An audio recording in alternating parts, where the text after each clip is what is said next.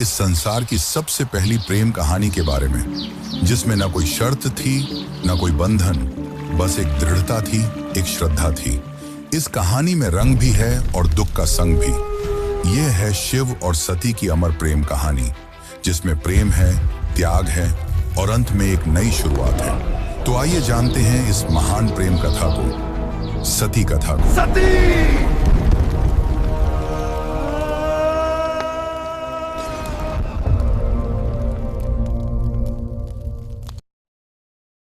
सृष्टि के आरंभिक काल की बात है, जब ब्रह्मा ने अपने मानस पुत्रों को रचा।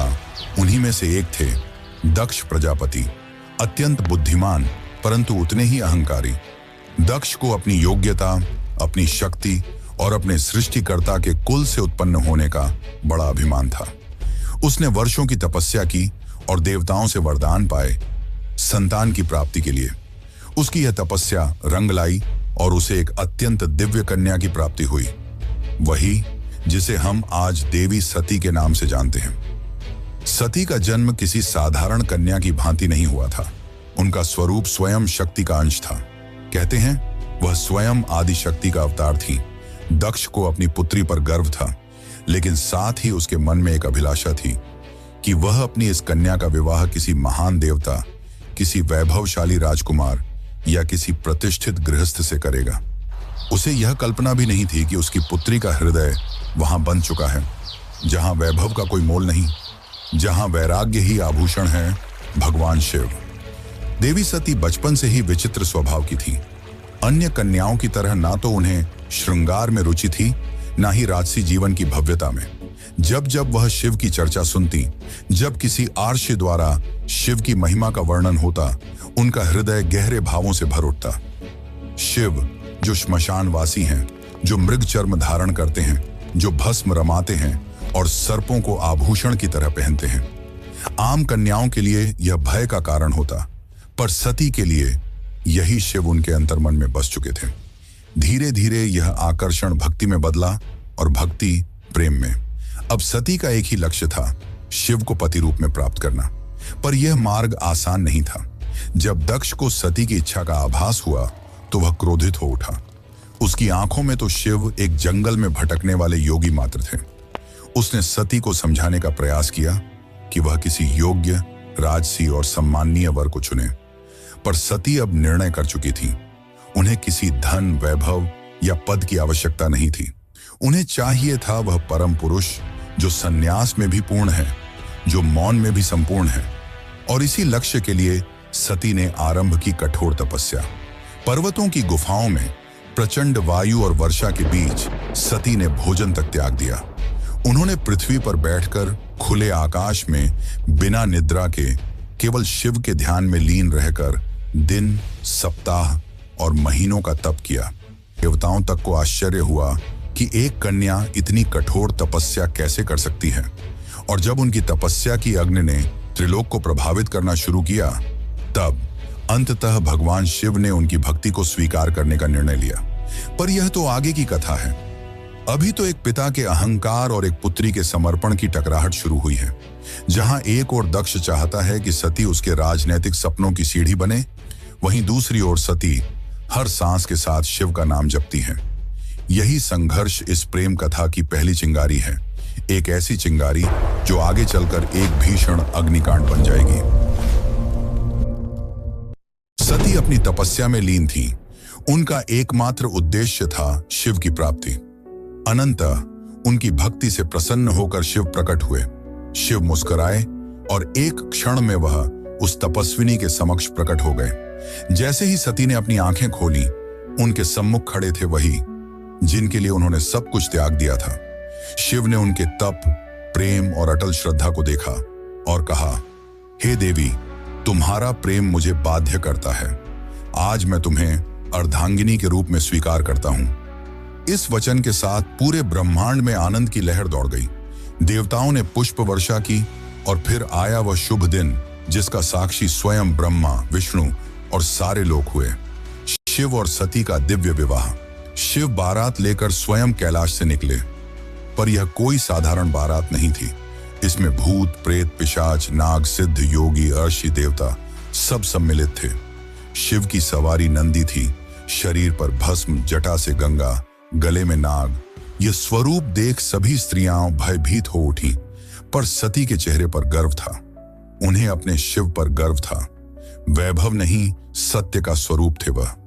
विवाह का आयोजन राजसी नहीं था, पर दिव्यता से भरा हुआ था। स्वयं ब्रह्मा ने मंत्रोच्चारण किया, विष्णु ने कन्यादान किया और समस्त लोगों ने इस मिलन का स्वागत किया।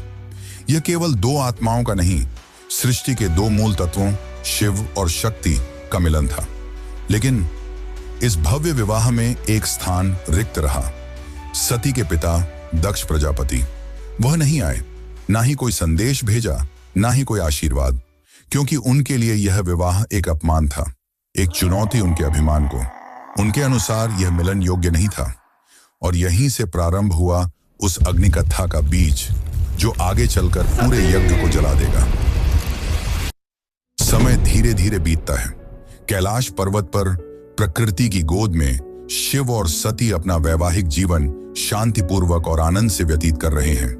कैलाश की गुफाएं, मंदाकिनी की कलकल धारा और बर्फीली हवाएं सब साक्षी थीं उस दिव्य प्रेम की जो समय और शब्दों से परे था। लेकिन इसी बीच एक और स्थान पर कुछ और ही चल रहा था, राजा दक्ष के मन में। सती के शिव से विवाह को वह अभी तक स्वीकार नहीं कर पाया था। हर बार जब कोई शिव की महिमा का गुणगान करता, दक्ष की भौहें तन जाती।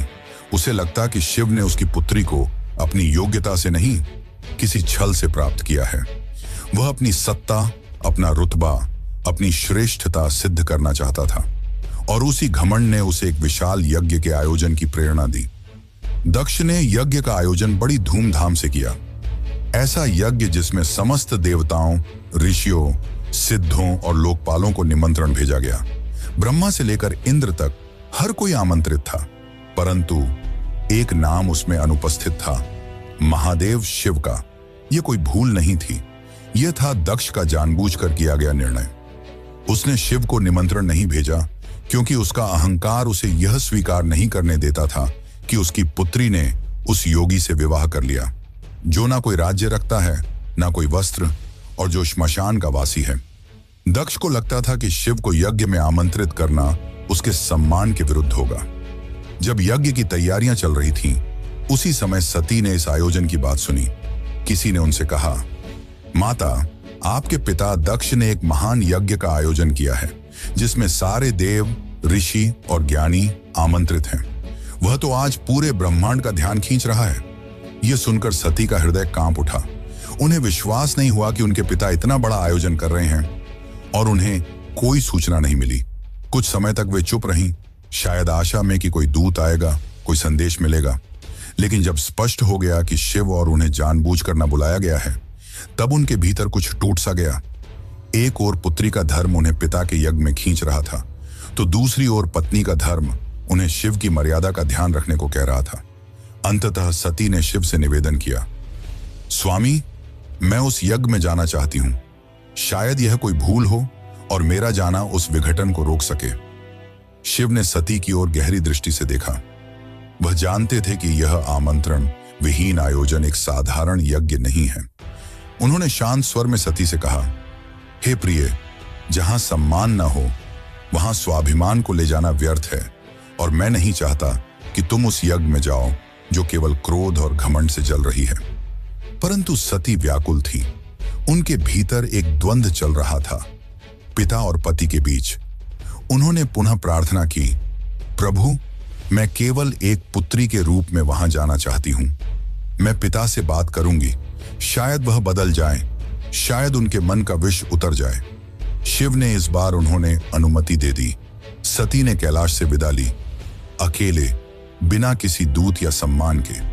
वह एक बेटी थी जो अपने पिता से स्नेह की अपेक्षा लेकर जा रही थी, लेकिन उन्हें झांत नहीं था कि उस यज्ञ में उनका स्वागत नहीं, अपमान प्रतीक्षा कर रहा है। सती जब यज्ञ स्थल पर पहुंची तो उनके मन में उम्मीद थी कि पिता के नेत्रों में बेटी को देखकर कोमलता जगेगी, उनके मुख से स्वागत के शब्द निकलेंगे। लेकिन जब उन्होंने यज्ञ स्थल में प्रवेश किया तो सन्नाटा पसर गया।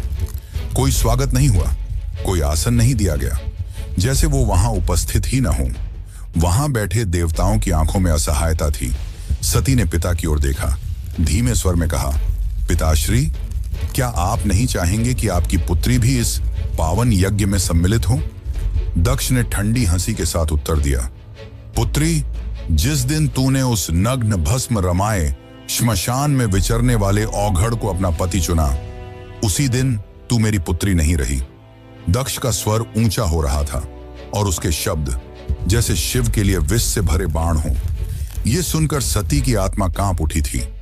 यह केवल अपमान नहीं था, यह शिव के उस स्वरूप का तिरस्कार था जो समस्त सृष्टि का आधार है। वे उठी, सभा की ओर देखा और बोली, तुम सब यहां धर्म की बात करने आए हो, यज्ञ की बात करते हो, पर जिस शिव के बिना कोई यज्ञ संपन्न ही नहीं हो सकता, उसी शिव का तुम अपमान करते हो। फिर उन्होंने आगे कहा, जिसे तुम औघड़ कहते हो वही काल का भी काल है। जिसे तुम श्मशानवासी कहकर हंसते हो वही मृत्यु से परे है, और जिसे तुम भस्मधारी कहते हो वही भस्म से मोह को जलाता है। उनकी आंखों में आंसू थे, लेकिन स्वर तेज था, ऐसा तेज कि स्वयं देवता भी सिर झुका लें। सभा स्तब्ध थी, कोई उत्तर नहीं दे सका, लेकिन सती का हृदय अब टूट चुका था। उन्होंने कहा, जिस शरीर ने आज मेरे प्रभु का अपमान सुना है, वह शरीर अब इस संसार के योग्य नहीं। और वे सीधे यज्ञ कुंड की ओर बढ़ी। वहां उपस्थित देवता उन्हें रोकना चाहते थे, पर सती अब कोई नारी नहीं थी, वह साक्षात अग्नि बन चुकी थी। उन्होंने अपने नेत्र बंद किए, शिव का स्मरण किया और अग्नि में कूद गईं। उनके चेहरे पर भय नहीं था, बल्कि एक शांति थी, एक समर्पण था जो पूरे यज्ञ मंडप को झकझोर गई। अब इस यज्ञ की अग्नि से वो तूफान उठने वाला था जो पूरे को तबाह कर सकता था। तो चलिए अब जानते हैं आगे की कथा। लेकिन उससे पहले अगर आपको वीडियो अच्छी लग रही है तो वीडियो को लाइक जरूर करें और कमेंट में लिखें, हर हर महादेव।